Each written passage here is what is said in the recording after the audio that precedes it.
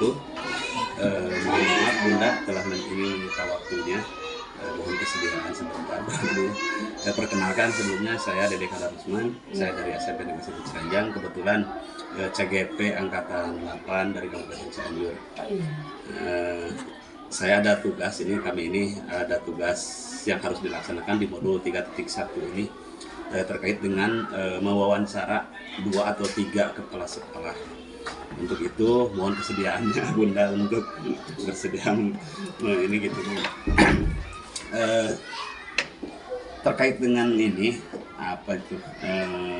pengambilan keputusan Bunda sebagai pemimpin pembelajaran mungkin sudah sering ya Bunda memutuskan suatu keputusan yang menurut Bunda itu adalah sebuah dilema etika dan juga disebut dengan rujukan moral, begitu mungkin ya Bunda. Ya. Akan tetapi disitulah Bunda harus bagaimana ini ada sebuah dilema. Ada beberapa pertanyaan mungkin Bun yang ingin saya sampaikan kepada Bunda terkait dengan hal ini karena ini ada tugas mandiri kami dari BBGP kebetulan dengan Pak Dendi yang di sini ngajarnya. Ada 8 pertanyaan tapi kami bagi 2 aja ya Pak Dendi ya. Ya, jadi karena ini adalah kolaborasi mungkin Bun. Pertanyaan yang ke-1 terkait dengan wawancara ini. Selama ini bagaimana Bunda dapat mengidentifikasi kasus-kasus yang merupakan dilema etika atau pembangunan moral? Menurut Bunda bagaimana cara mengidentifikasinya kasus-kasus seperti itu? Sebelumnya terima kasih sudah berkunjung ke sekolah Nanggala 2. Terima kasih juga sudah percaya kepada saya secara pribadi. Saya harap mungkin keterangan saya dapat sedikit membantu. Terkait dengan tugas modul yang tadi mengenai identifikasi dilema etika atau rujukan moral, tentunya di sekolah hal tersebut sering terjadi, baik itu dari segi guru atau misalnya kasusnya dari siswa atau mungkin juga datangnya dari warga sekolah yang lain seperti orang tua atau misalnya komite bahkan masyarakat sekitar sekolah. Tentunya dalam hal ini saya selaku pemimpin atau manajer di sekolah harus benar-benar mengerti tentang kasus tersebut. Apakah kasus tersebut termasuk dalam dilema etika atau kasus tersebut pada rujukan moral.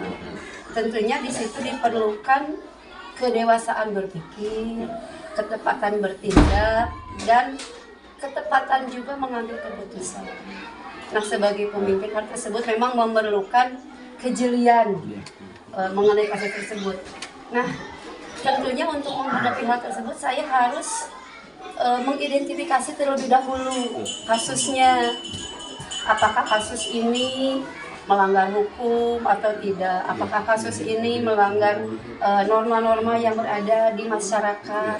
Apakah kasus ini menimbulkan ketidaknyamanan sosial dan lingkungan? Nah, jika kasus tersebut sudah lolos, misalnya kasus tersebut memang tidak bertentangan dengan etika, kasus tersebut tidak menimbulkan ketidaknyamanan, kasus tersebut misalnya sama-sama memerlukan penanganan yang cepat, maka saya dapat menyimpulkan bahwa hal tersebut adalah kasus dilema etika. Seperti itu mungkin Pak. Jadi harus memahami dulu nih kasusnya itu apa, konteksnya apa, ya. Jadi mungkin Ibu mengeksplor dulu gitu ya kasus seperti apa. Jadi kalau dalam itu disebut dengan problem solving. Jadi akar permasalahannya di mana? Dari mana dulu akar permasalahannya? Baik Ibu. Untuk pertanyaan selanjutnya, selama ini bagaimana Bunda melakukan pengambilan keputusan di sekolah Bunda, terutama untuk kasus-kasus di mana ada 2 kepentingan begitu Bun, yang sama-sama benar atau sama-sama mengandung nilai kebajikan. Seperti apa Bunda melakukan pengambilan keputusan tersebut?